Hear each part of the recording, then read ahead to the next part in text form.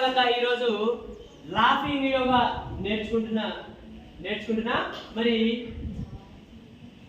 నవ్వడం అనేది ఒక యోగం, నవ్వకపోవడం అనేది ఒక రోగం.